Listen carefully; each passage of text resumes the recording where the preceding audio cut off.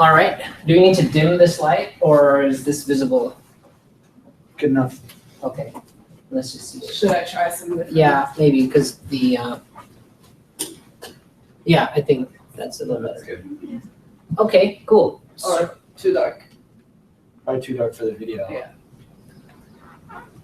All right. So marketing is something that is not often talked about in CIS and PCC, but it's definitely something that many different people, I think, would like to know a bit more about and understand how can it connect with their values, because oftentimes marketing can seem real negative, real manipulative, and that's been kind of my time here, is trying to integrate how does the business paradigm fit with more life-affirming values. So here's what we're going to talk about today. What is marketing? Then I'll give you a framework for digital marketing. This is kind of like the conceptual theory. And if there's one thing you walk away with today, it would be good to just remember that framework. And it's pretty simple, and it'll allow you to get started in your own way in the adventure of marketing. And then we're going to look at 3 different sections of that framework, which is the tofu, mofu, and bofu, which is the top of the funnel, middle of the funnel, and bottom of the funnel. And then we'll look again at the framework in a slightly more deeper dive. And then finally, just random tips and questions. So what is marketing? Marketing is the process, actually, marketing encompasses all of the business function in society. And I would like to expand business to mean even like academic, cultural, whatever you have, right? It doesn't just have to be business, but that's the language that I'm used to using. So it's the process of developing and distributing a package, which could be a product, a service, that eases the psychological tension for transpersonal reality. So transpersonal reality is like the soup of awareness that consciousness, that humanity emerged from. And there's different needs and requirements that are pushing and pulling different parts of it.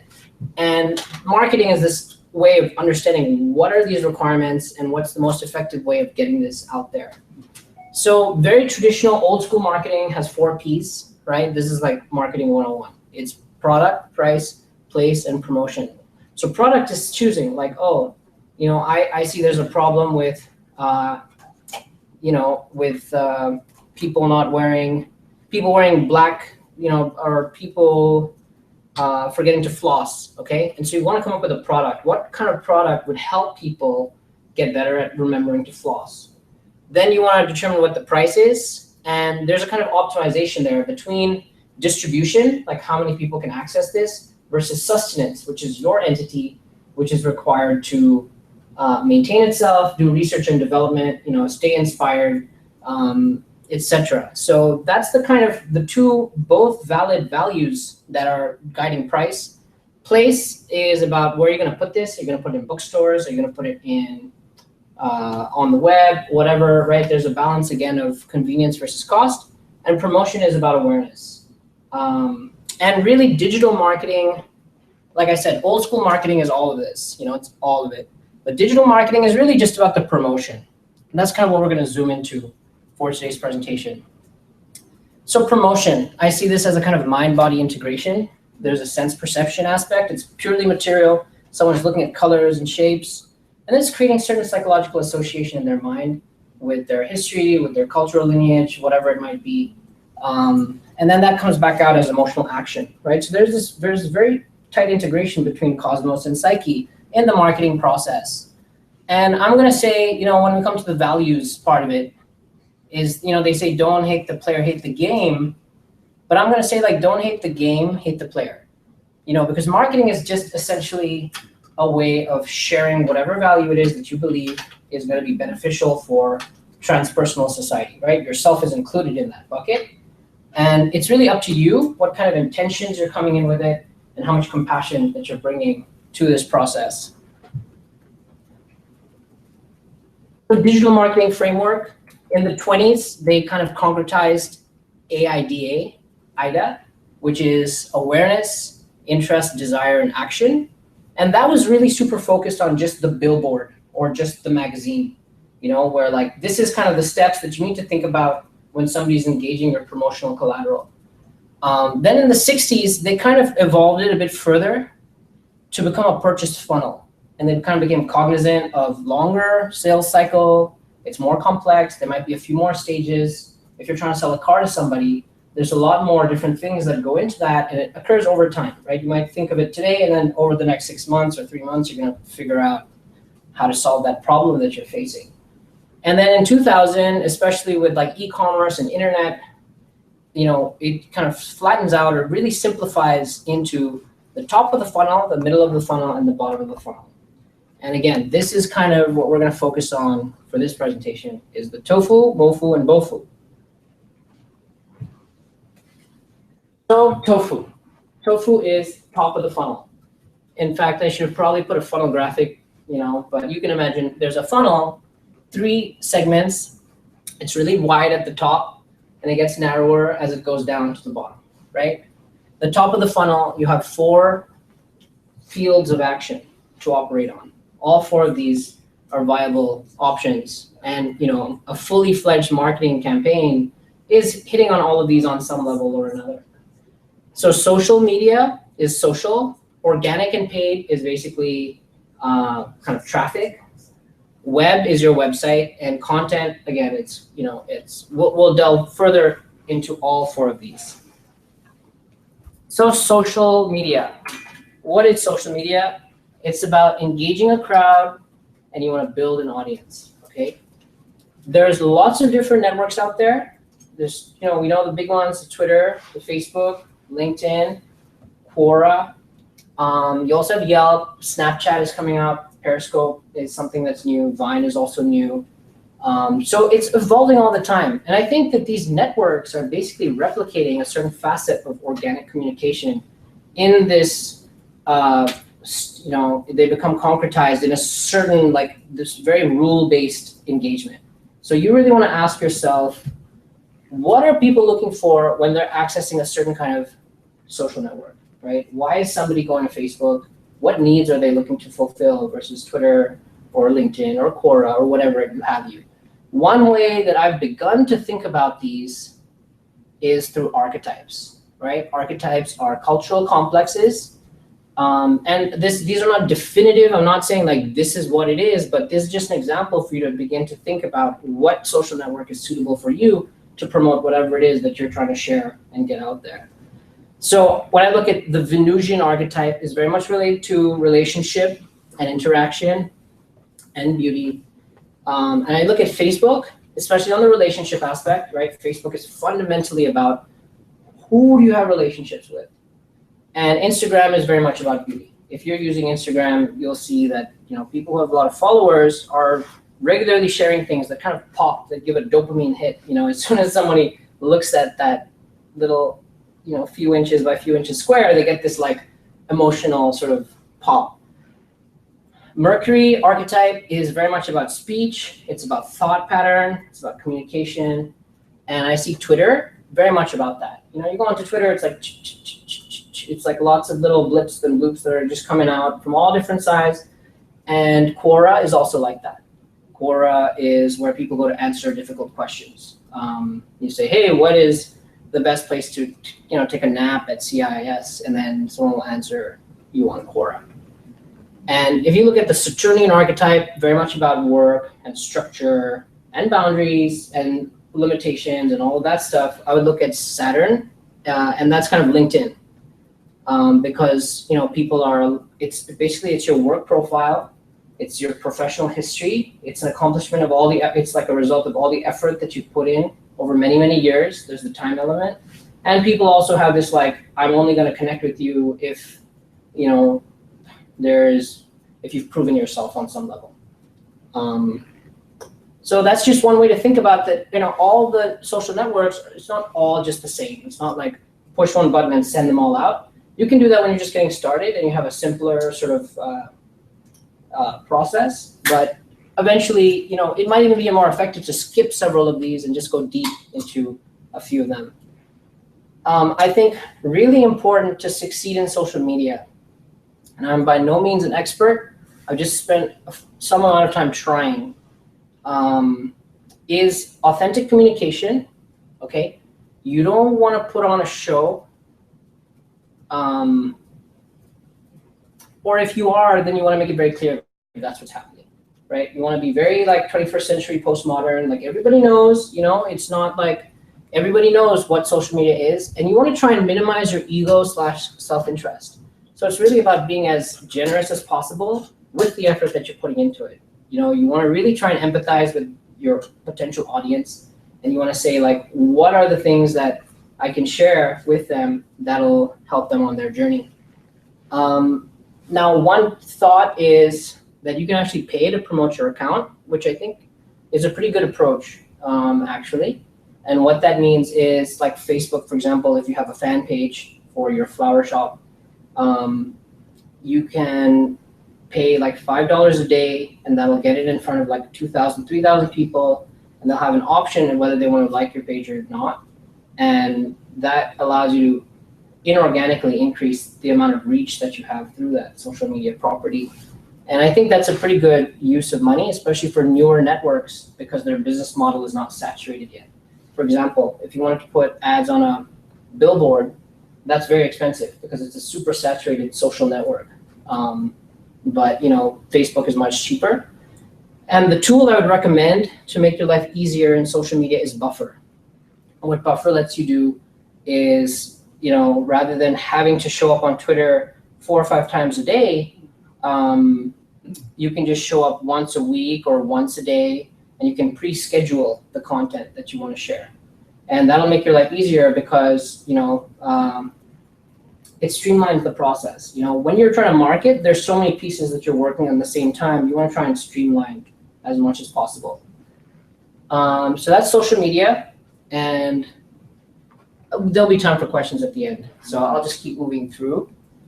Organic and paid. Again, we're looking at the top of the funnel. This is all about generating traffic. I think I didn't say that. Tofu is all about generating traffic. So that's the name of the game here, is generation of traffic. Organic traffic is basically search engine optimization, okay? That means your website has certain keywords that the billions of people on the internet are going to be searching if they're looking for your kind of service. And you want to use empathy to kind of step into their shoes and say, hey, how would a person search for this thing? So if I'm selling a car, then I might say prices for new cars, right? And I might have like a page with that title. I might have that sort of variations of that phrase all around my website in different places. So you're filling your website with keywords in strategic ways. That's organic search. And it takes a long time to build that.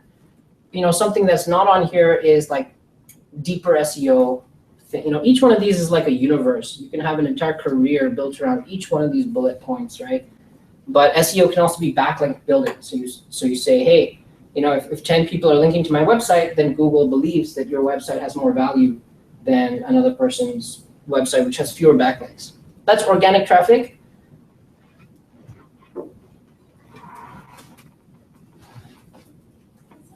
Paid traffic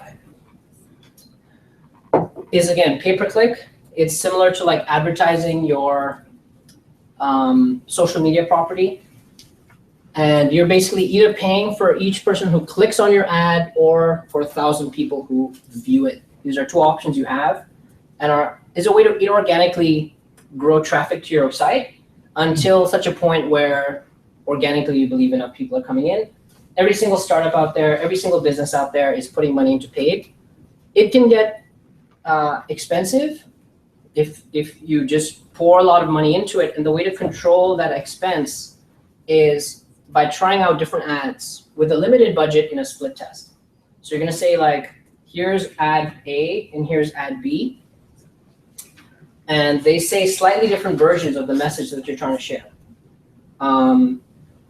So again, if you're selling clothes, you might say latest fashion, click here, or you won't believe what you'll find, click here, right? And both of those will have slightly different responses, and then you choose which one has worked out better. It's like sort of selection, and then you double down on that and continue, like it's like evolution, right? You keep evolving the message that you're putting out there. Next is the web. Let's see. Yeah, next is website. Okay. For your website, I recommend you just have a very simple website that is not too complicated. You don't want to have like 1,000 different pages on it. You want to have it just be, I think the trend is definitely moving towards a simpler format where it's one page.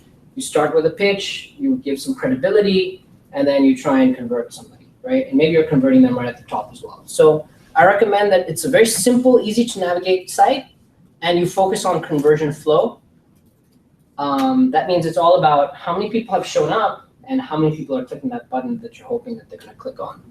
And the tool that I recommend here is Squarespace, which I use. I think it's a really great, easy way to create a beautiful web presence that looks super professional, and it's only like $10 a month for that subscription. And you can learn it in an hour and become an expert in like 3, right? Wix is another option. And I would say, you know, I would just add one more tool here, which is called Lucky Orange. And Lucky Orange lets you actually visualize each person who shows up on your site as they're scrolling down, and you can see how their mouse moved or not. I should put it up here, but it's not. Lucky Orange is a great way to get analytics on how well your website is working or not. All right, now we get to content. Content is the kale of tofu marketing. It's a superfood, right? It is a very successful strategy that has sort of ballooned over the past decade. What you're doing when you create content is essentially you're providing value in exchange for attention. So you are creating something through your effort, through your own time. You're going to create something that you can share that somebody finds valuable. Ideally, it should be the sort of thing where they're like, oh, I would have even paid for this, but it's actually free. But then again, you know, it doesn't have to be that amazing, because I think quantity is more the goal here at the top of the funnel, right? It's the top of the funnel, it's not the middle. The top of the funnel, you want to have a lot of blog posts going out. You want to have videos are another option. Podcasts are another option. You're basically creating entertainment and information for somebody, right? And it's a meaningful way to create engagement in social. That's also what's so good about content, is that you can say, hey, check out this video. It's out on, you know, you shared it on Facebook, you shared it on Twitter, and that provides something really meaningful compared to normally you'd just be saying, oh, here's a news article and here's this article. Written content is one of the most potent ways to improve your search engine optimization, right? So it's hitting on social, it's also hitting on SEO. And I would recommend, rather than sitting down and developing all your content yourself, that you pay freelancers to develop this content. Reason is because you want to reach a large volume as quickly as possible. That's marketing, right? You want to get it out there. There's like 7 billion, 8 billion people out there, or whatever, you know, if it's just Bay Area, that's a different group. But I would recommend paying freelancers. You can pay interns $10, $15 for a post. I did that for a year. I was writing blog articles for a social enterprise website, and they paid me $15 a post. It took me 3 hours to write it, but hey, it was good for me at that time because I was like, hey, this is awesome. Like, I'm on a website. But even if, like, currently at the company I'm at right now, we pay $50 to $60 a post because we want much higher quality software related content. Now, at the end of each blog post, you have a call to action. You have a button. Okay, so they've shown up on your video, your podcast, they've shown up on your blog, and at the bottom, hey, you want to, you know, you've just read the top 5 most popular car colors of 2016. Do you want to learn, you know, tips to avoid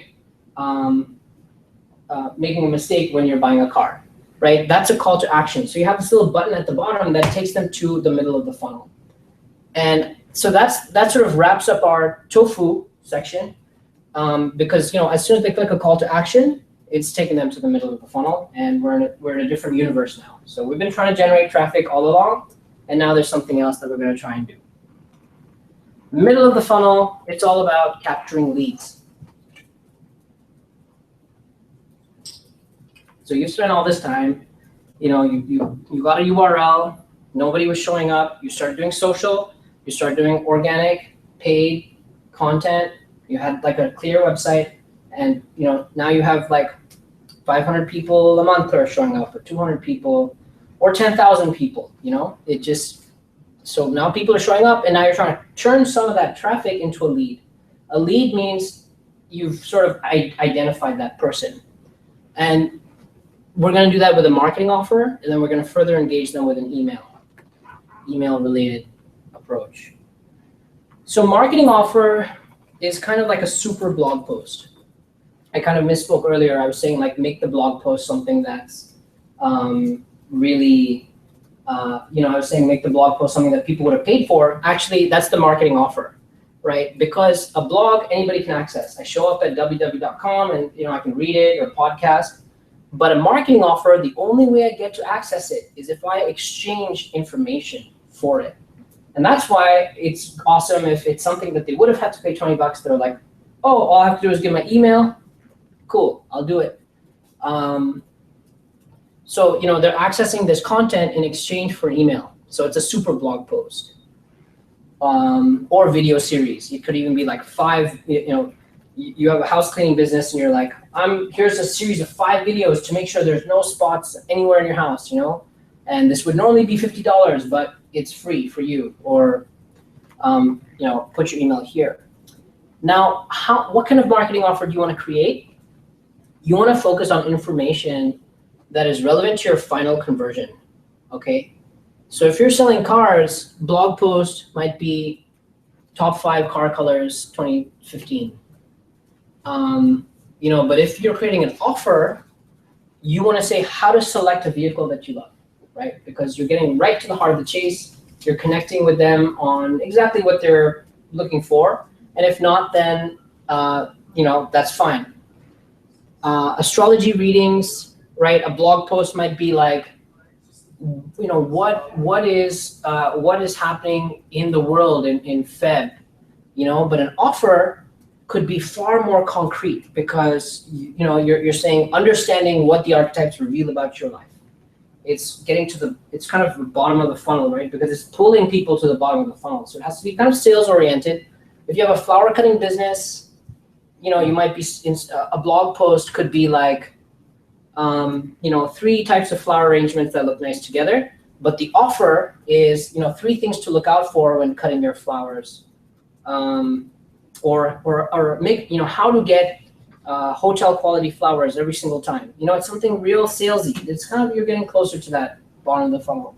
The idea is with an offer, you're emphasizing your expertise, okay? You're saying, hey, I am an expert in this, and here you can see for yourself, it's free.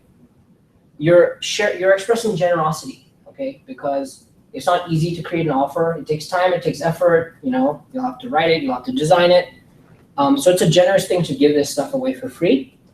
You're also self-selecting your prospects. So people whose email ID you're getting, you're not wasting their time. They're not wasting your time. They're only giving you their email if they're really interested in this bottom of the funnel type of content that you're sharing. And basically you need something to offer in exchange for the email. So it is a bit of a fishing analogy where you have the bait and the fishing rod. So your offer can vary between kind of top of the funnel-esque, okay, or bottom of the funnel-esque. And I would recommend for a small marketing operation to make it extremely bottom of the funnel sales type, right? Because you just don't have time and effort and resources to create a lot of offers. Top of the funnel heavy, like I'll give you an example. The company I work for sells software services. So some very top of the funnel offers we had was, is service-oriented architecture dead? Question mark. It was like here's a white paper report. And all it's giving you is industry information. And it creates a brand awareness, it creates perception, but hey, many people might be trying to access that. They're not necessarily there to make a purchase. We changed it more recently to smart source your product development, right? So it's like much more focused on somebody who's actually there to make a purchase, or is interested in learning how do I outsource my development work. So that's top of the funnel type of offers versus bottom of the funnel. I recommend bottom of the funnel. And your marketing offer connects, to an email. So generally from that little button at the bottom of your blog post, it'll go to a landing page. Here's the offer, here's a form, fill email, phone number, name, and connect to an email. So now we move to email.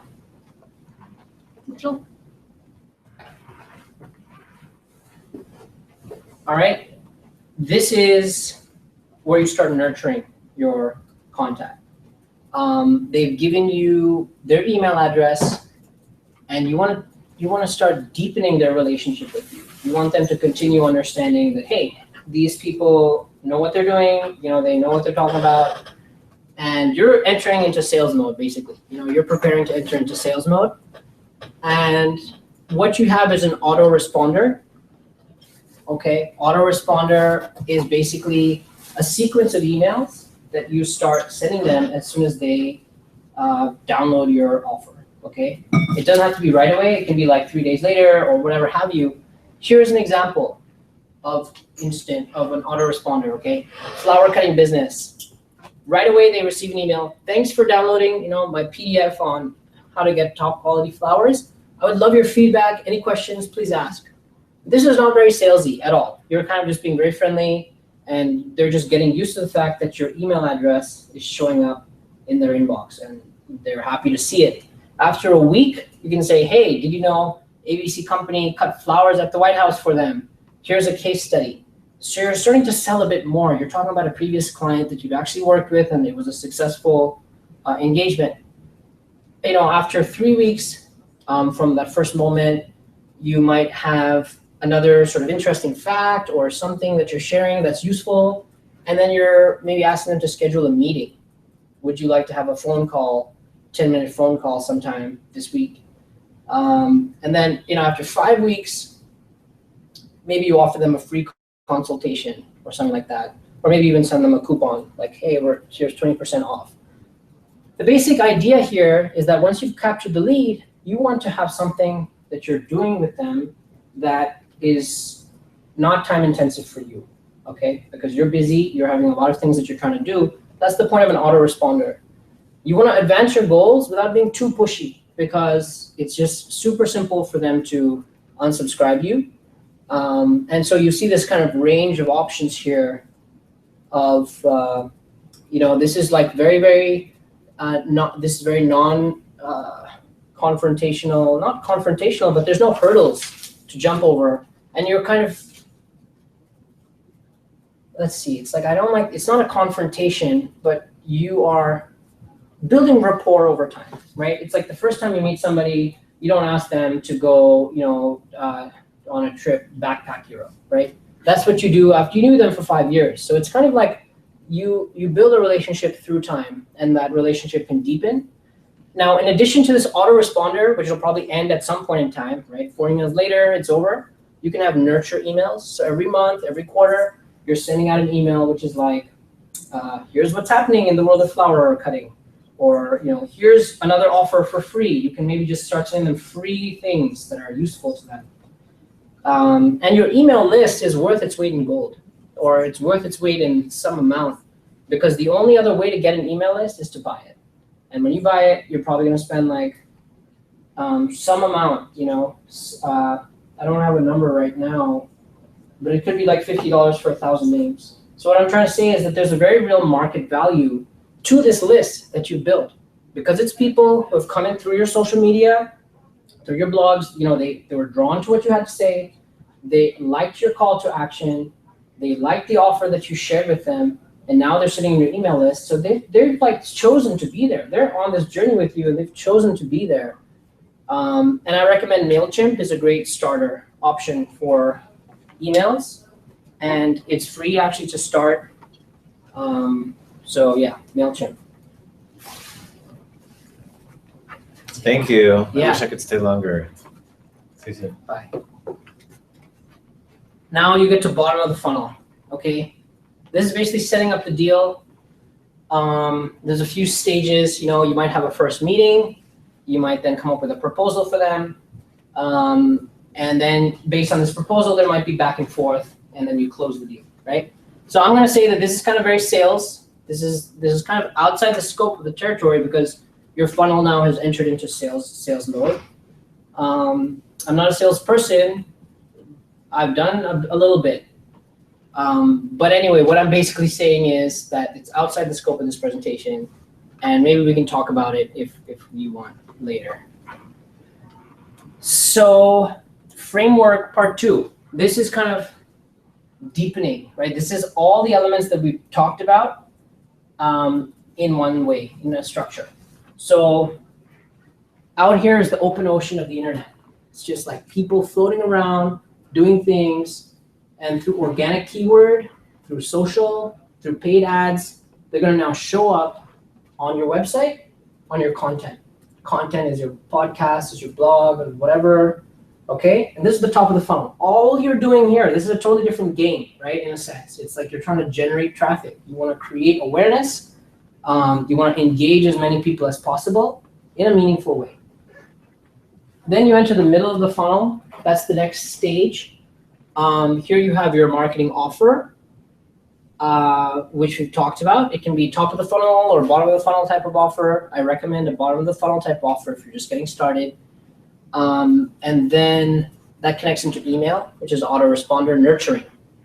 And you can use this email list to try and set up meetings in an automated way, or just send them a newsletter every month. At the end of the newsletter, it says, hey, would you like to set up a meeting? And then you're probably going to have some kind of proposal, and then hopefully you close the deal. So you want to think about this in terms of percentage. 100 people showed up to my site. 5 of them took my offer, and 1 of them was a meeting. So there's just this concept of percentage of success rate from one to the other, but it gives you, what this helps you do is take this big world of sort of marketing, digital marketing, and understand how does it all fit together, and what are some things I could do if what I'm currently doing is, is not being as, helping me get where I'm trying to go. Now, one thing to note is that clients can enter the funnel at any stage in the process. So you want to make it as easy as possible for somebody to close, okay? That means on your website, maybe right at the top, you have a button that says buy now, for example. And that's just, sort of sharing this idea that they shouldn't have to go through all of these hoops just to buy from you, whatever it is that you're selling, right? Again, if it's cultural, it's, personal, whatever it is. So you can have people who are entering in all different points out here.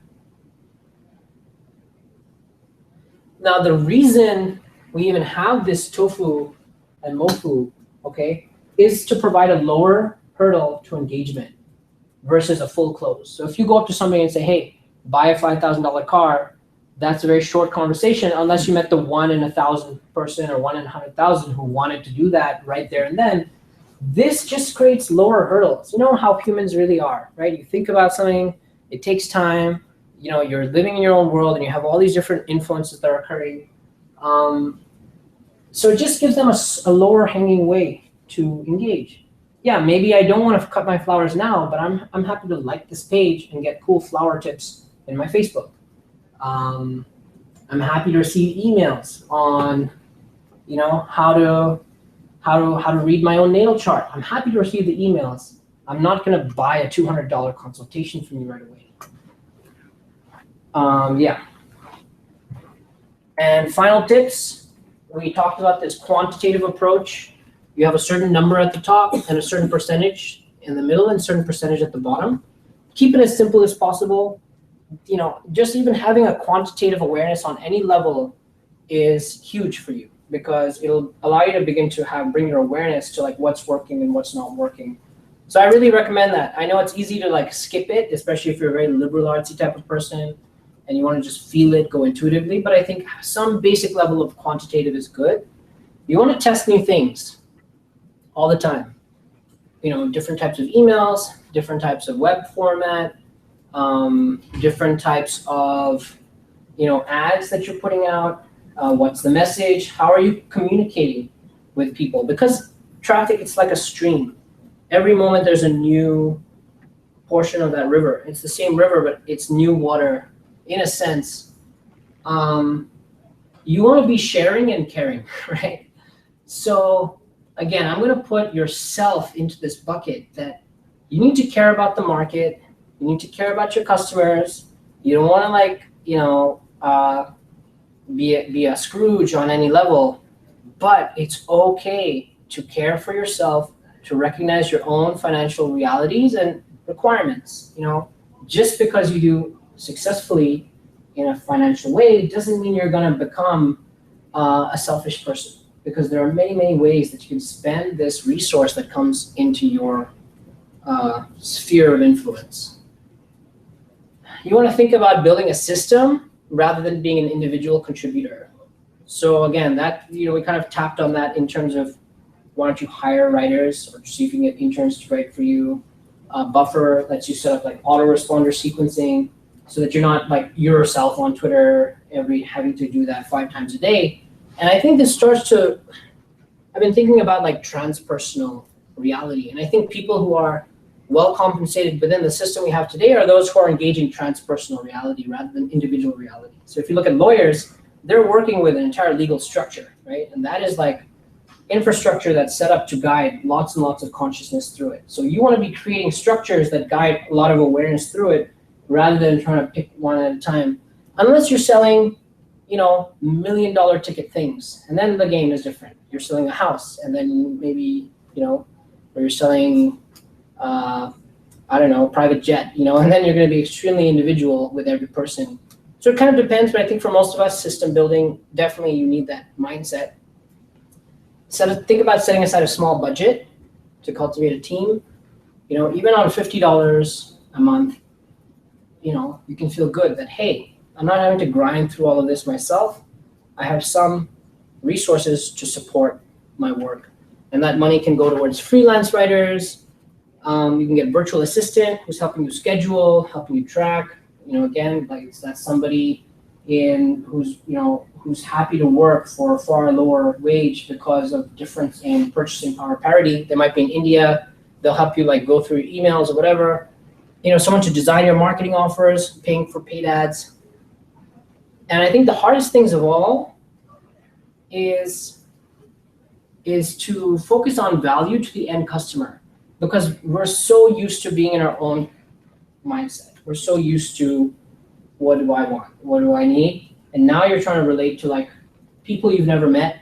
So it's really hard to get out of your own shoes and say, hey, I think I look awesome because of my Twitter account has ...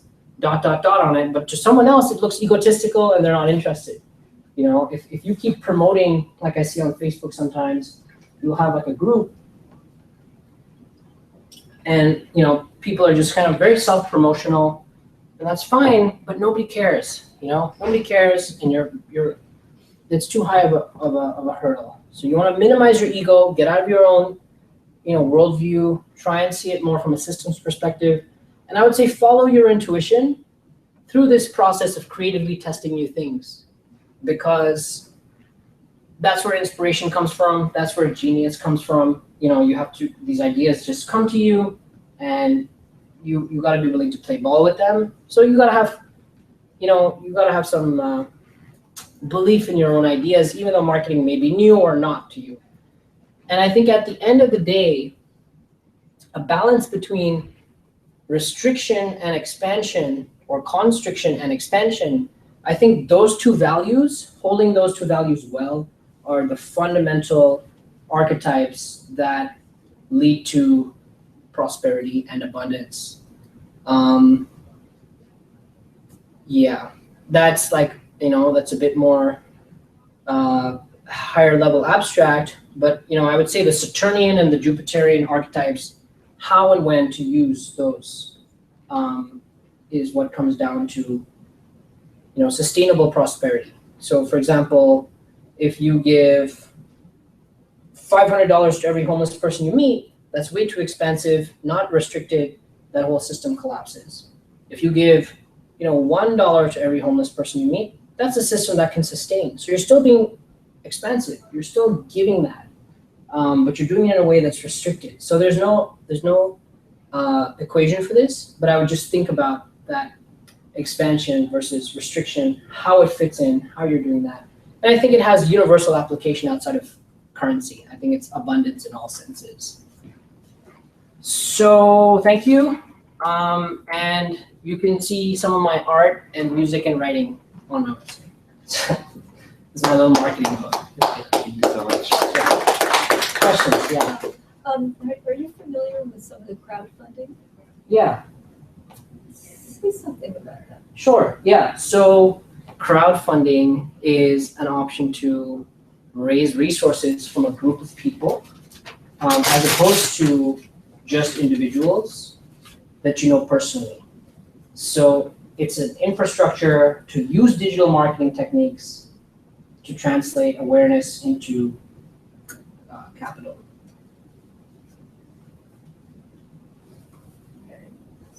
I mean, I know certain ones that, and it seems there's a difference between them. Right. Yeah. So, can you say something about what you could use for specific purposes in terms of crowdfunding? Yeah. So I wouldn't be as much of an expert on the different networks. I know there's Kickstarter, there's Indiegogo, and I'm sure there's a few others. I think there's even a startup called Celery that lets you do a Kickstarter on your own website.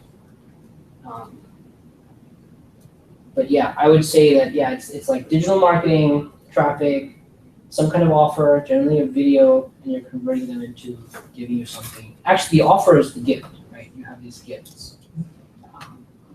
So yeah, perhaps this framework could help you think about, the closing being somebody giving you the $10, and you're thinking about what are the gifts that I'm offering at those different levels, and then what are the different things I need to do to get people to show up. But I've never done a Kickstarter campaign myself.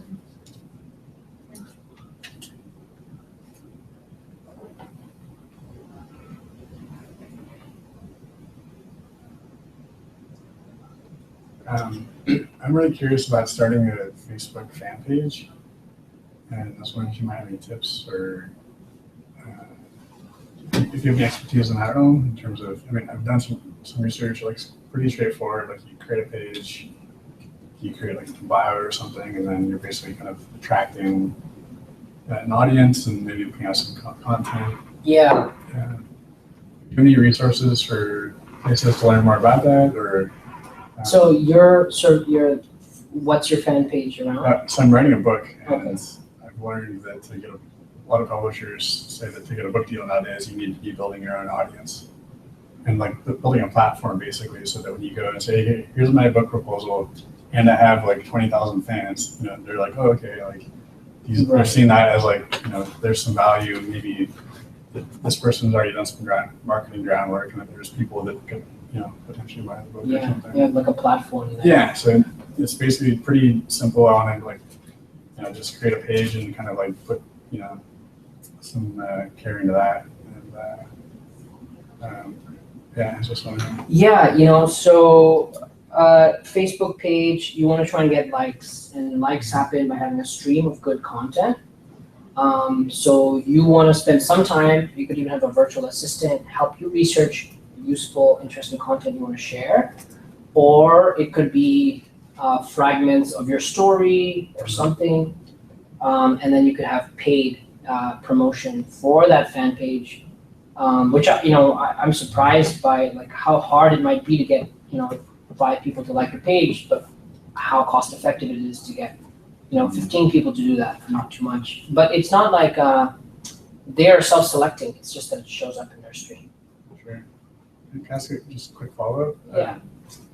So I know there's a lot of different social media outlets, and are there any software tools where you can put out, say you have like a Twitter and a Facebook, Instagram? Yeah. Is there something that will automate putting that content out in all three, so you're not like micromanaging them all? Yeah, Buffer does that. So you Okay, can great. plug in your LinkedIn and your Facebook and your Twitter, multiple Twitter accounts, multiple Facebook pages. Cool. Thanks.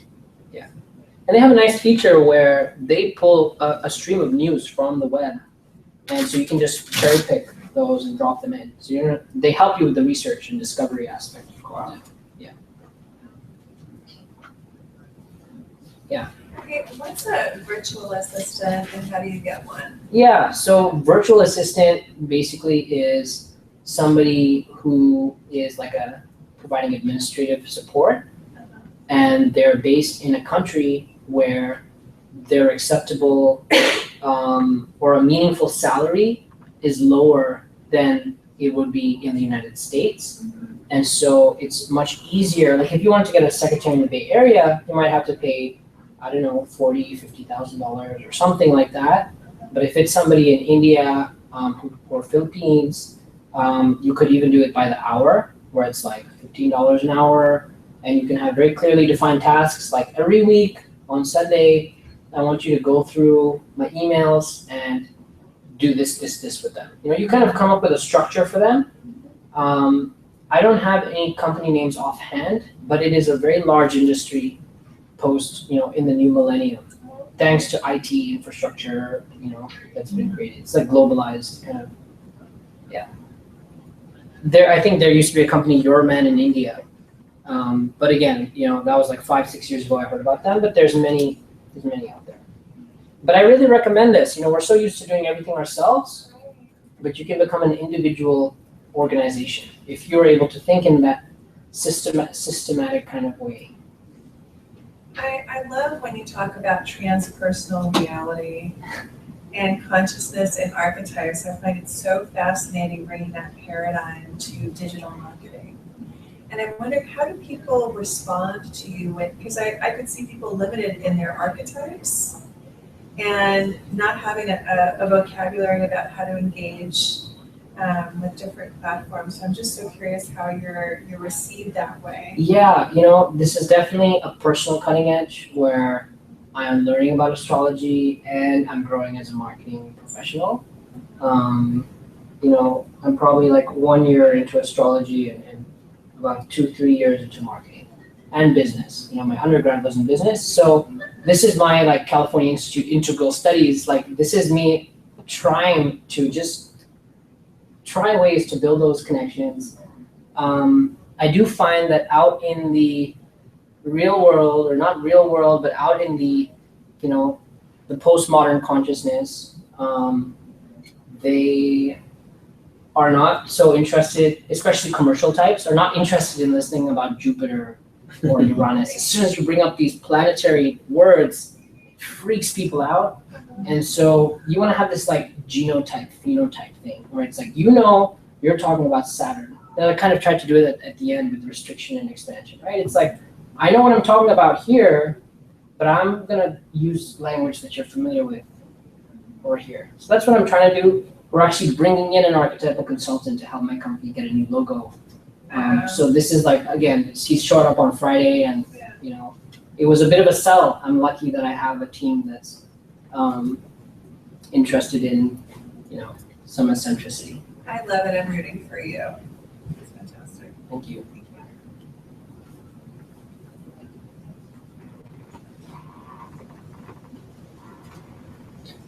Do you know what percentage of content, say like blog posts on the internet, are written by freelancers? No idea.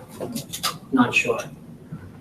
But I would say probably a lot of it, because somebody has to write it, and it's not necessarily going to be an engineer or a CEO necessarily. So I think freelancing or full-time position is common. I forgot to add one thing to the content piece, is that you want to promote your content. So once you've created it, you can share it on social, but you can also put it on things like Reddit and other news aggregators to help you get more backlinks to whatever you have. Yeah. But I'm sure most of it.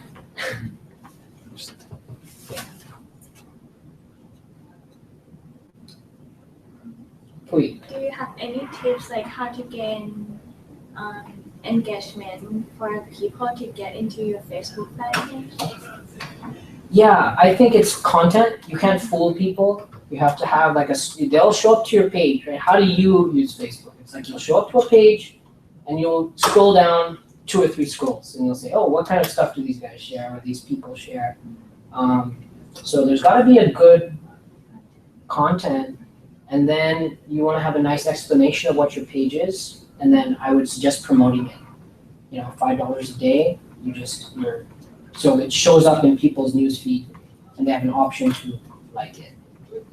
But yeah, you really want to try and step into their shoes and not think like I need people to like my page, but what kind of page would people like to like?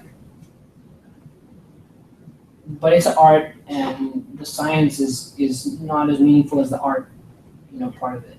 That is both. I have a question about that art part in terms of creating content for, say, Facebook or something, or I see a lot of stuff that's like a really gorgeous photo with a quote on it or something, and that's like really powerful. So from my end, I have like a lot of words I want to like ultimately package like that. I don't have the artistic background, so I'm wondering if are there any tools available for somebody with limited skill set to do that? Yeah. Actually put those together. Right. Like I have Photoshop, but I don't know all the depth and all that stuff. Is there like a quick and easy way to maybe do something like that? Yeah. So I don't have a tool that comes to mind. Did you say you did know Photoshop, or you don't? I have the software, but is it for kind of photo management purposes and analysis? I don't know like how to actually like Sure. I have limited skills in it. Yeah. So you could either have a virtual assistant do that work. I'm sure that there's some easy online photo editor, but I think Photoshop is worth half an hour if you were to just Google that question, and you can go to Unsplash, just Google search that, and they have thousands of extremely high quality stock photos they give you for free. So you can just pick one of those and put your words over it. Yeah. Sorry, yeah. I found a webpage called canva.com, canva.com, and they let you create with a picture and put in your quote, and they have for Facebook posts. So for Thank you. Awesome.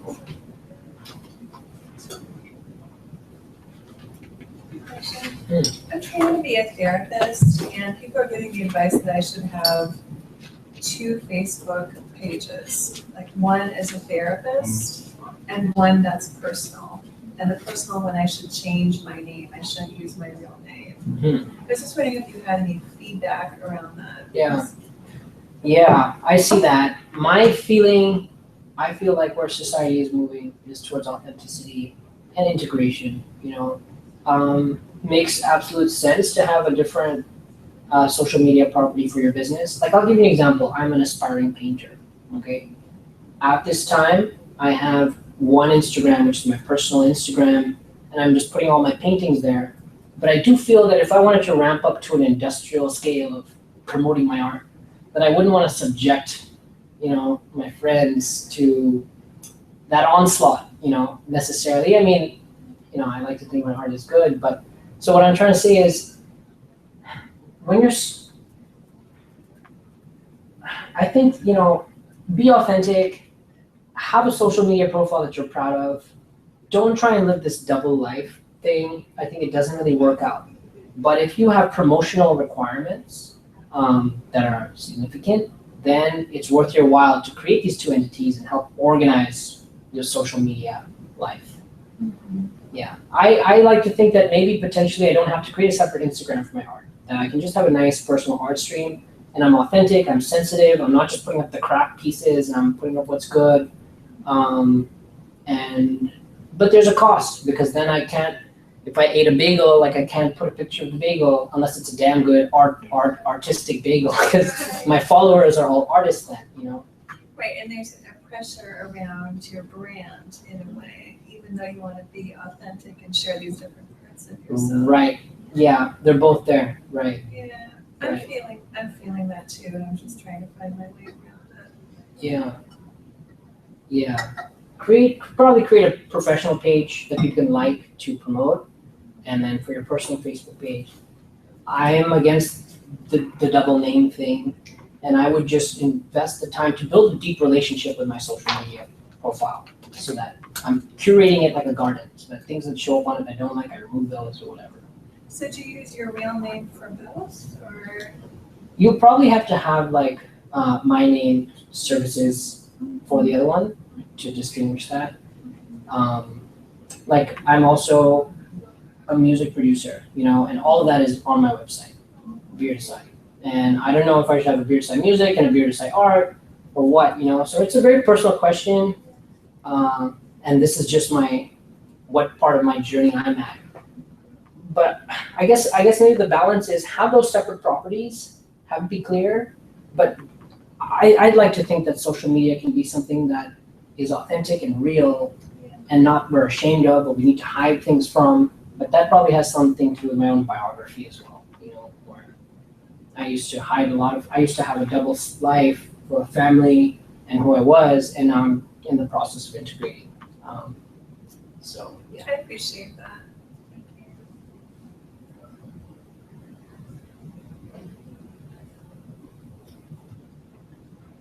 Okay. Can I ask one question? Yeah. I really so appreciate your time and thoughtfulness and the kind of positive, heartful message that you're bringing to this. I have a question about, I've been having conversation with people struggling in the entrepreneurial space around self-promotion and kind of the way that it seems like a lot of marketing is focused on pushing on people's pain points, like twisting into their insecurities or vulnerabilities, or like this message that seems like it's the subtext of so much marketing is you're not enough as you are, things are not cool right now, you need something else. And I see you saying something different, like that's not, like we don't have to engage in that, but I'm just curious if you have thoughts about, is there a way, do you think, can you realistically be part of this system and engage in a way where you're not subtly participating in that kind of stoking of this paradigm that's actually kind of hurtful, maybe? Yeah. Pretty strongly. Yeah, I think intention and compassion are important. The reality you create is the reality you live in, okay? So if you're creating a lot of pain and strife for others, that is what's going to start to become the one life you have to live. I mean, that's what you're going to experience throughout your life, okay? So it's a choice you make if you want to be that negative, if you want to put out that negativity, okay? So that's one part of it. But I would say that you need to educate people on the problem they have, because they don't always know that they're having this problem. My mom doesn't have a plate to put her spoon on, when you're cooking, or she doesn't have like a box for recycling, because in India you don't have recycling, right? So she's like, oh yeah, we'll just kind of put it in the corners of this, here, and then we can every morning put it outside. So I've had to kind of educate her on the pain of like, you don't want to have trash there, and it's kind of like educating her on that pain point.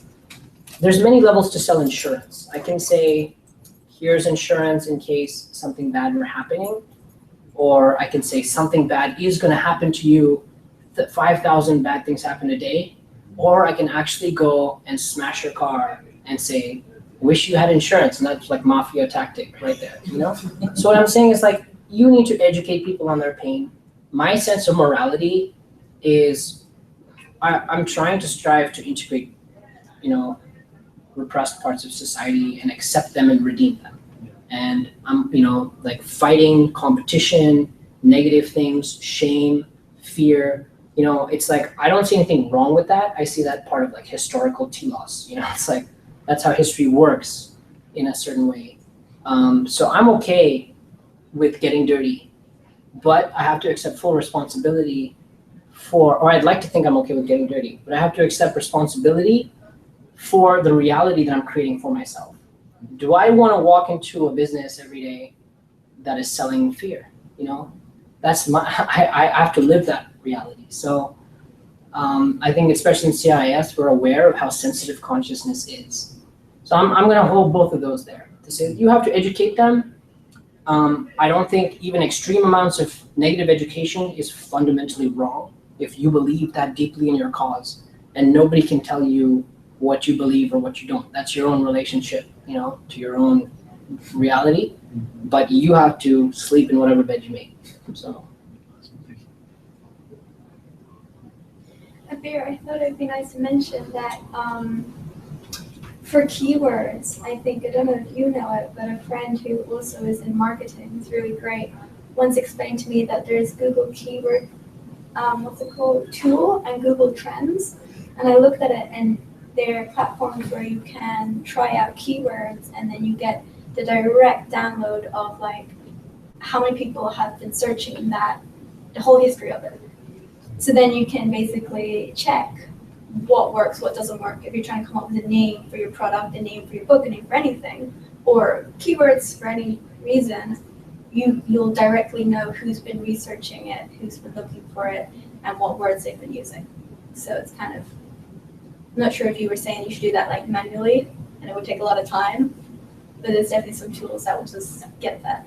Awesome. Yeah. Do you know which tool? Is it just It's Google? called Google Trends or Okay. Google Keyword Tool. There are two platforms. Awesome. I Yeah. can send it to you. Yeah.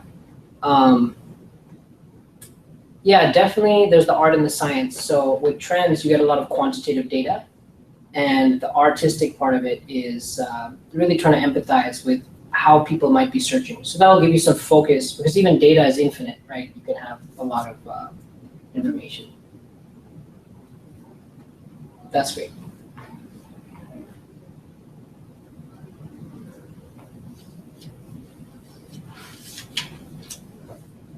Anyone have any further questions? Great questions. Thank you, everybody. Thank you. Thank you so much. It's an honor. This is, it's an honor to have you speak here. This is by far so valuable to everyone else. Yeah. Thank you so much. Thank you. Yeah. Thank you, everybody. Great audience.